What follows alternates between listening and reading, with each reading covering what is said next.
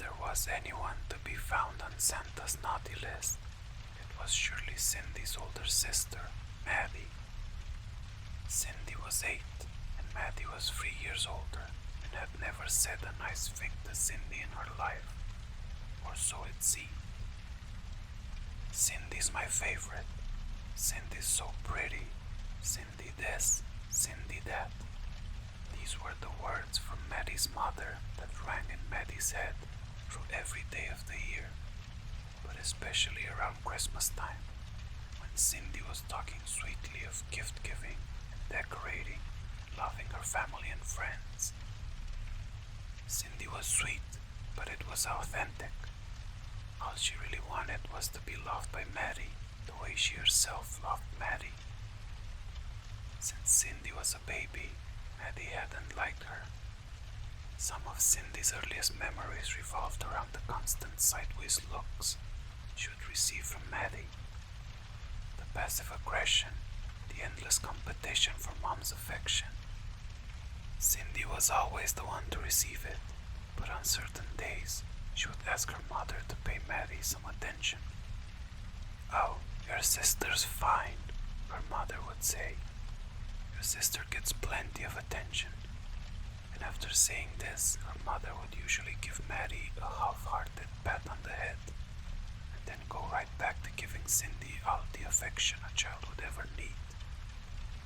It left a hollow place in Cindy, and when she tried to give Maddie the love she so desperately needed, Maddie would shun Cindy as if Cindy were a leper. Now this year, Maddie had been extra bitter. Perhaps it was the additional attention Cindy garnered for her performance in the school's Christmas play. Or maybe it was the way Mom constantly bragged about Cindy's acting. "She's the next Meryl Streep, I'm telling you," Cindy's mother would brag. But whatever the reason, Maddie took every chance she saw to torment her younger sister. Cindy woke up one morning with gum in her hair. Another day, she found that her underwear was soaked in honey. Her favorite dolls would go missing. The TV in her room, which Maddie wasn't allowed to have, was constantly unplugged. Yet Cindy's desire for her sister's acceptance continued through the month of December. She continued to be kind. She persisted in giving Maddie compliments when her mother did not. The gift at the top of Maddie's Christmas list was a brand new makeup kit. Cindy made sure that she would be the one to give it to her on Christmas morning. Despite all this, Cindy had felt the wear and tear from all of Maddie's torments throughout the month, and it all came to a breaking point on Christmas Eve. The family sat at the Christmas Eve dinner table and ate ham and mashed potatoes and Christmas cookies. Cindy's mother had been bragging shamelessly all night long about Cindy's acting. There was no mention of Maddie, not at any point. Maddie was stewing, and Cindy could see it. At one point through all of the bragging and praising and gloating, Maddie chimed in. "I don't think Cindy's acting is that good," she said, matter-of-factly. It was though a bomb had gone off in the room. Everyone looked at Maddie like they were unsure they'd heard correctly. It was like blasphemy. "What kind of a thing is that to say?" asked Mother. Maddie shrugged. "I don't know," said Maddie. "I just think you're exaggerating a little bit. I mean, she's decent." All of the memories of Maddie's torments began to broil and fester in Cindy's mind. And now, here was Maddie disparaging Cindy at the dinner table, in front of the entire family, in front of all the aunts, uncles, cousins, and family friends. "At least I'm good at something," Cindy blurted. And just like that, Maddie retracted into a pit of shame, Cindy's words ringing true and humiliating. Mother added fuel to the fire by shrugging at Maddie in a matter-of-fact manner. "Your sister's got a point, said Mother. Cindy felt horrible as she watched Maddie sulk and trudge off toward the bathroom like a beaten dog.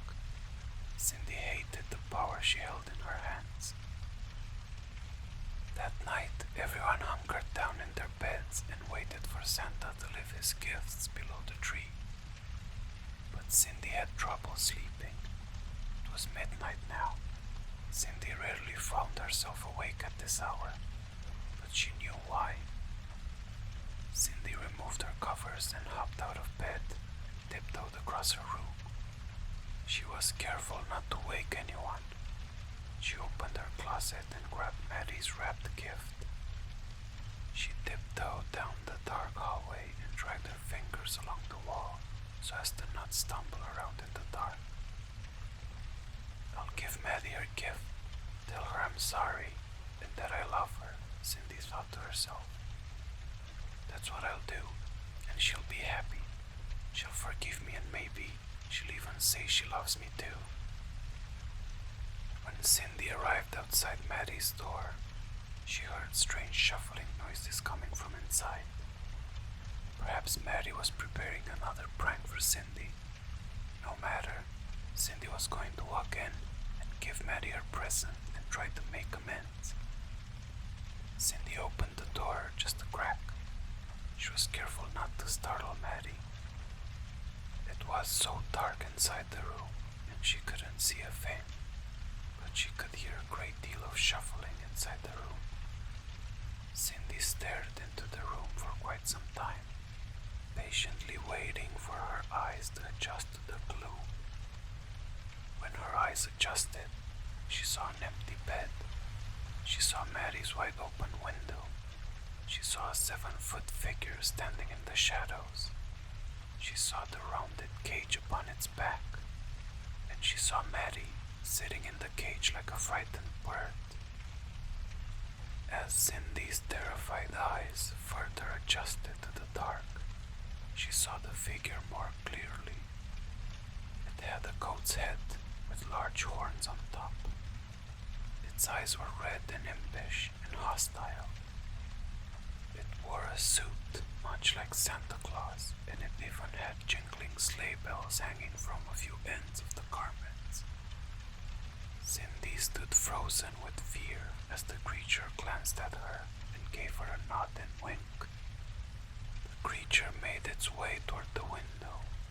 As it did, the last Cindy saw of her sister was a look of fear, sadness, and regret. And then the creature left as Cindy stood there with the present in her hands. Down the chimney he will come with his great big grin, and you'll find that even the kiddies are very liable to sin. What will Grandpa say when he finds everybody sinning? What will Grandpa say when he hears them sinning?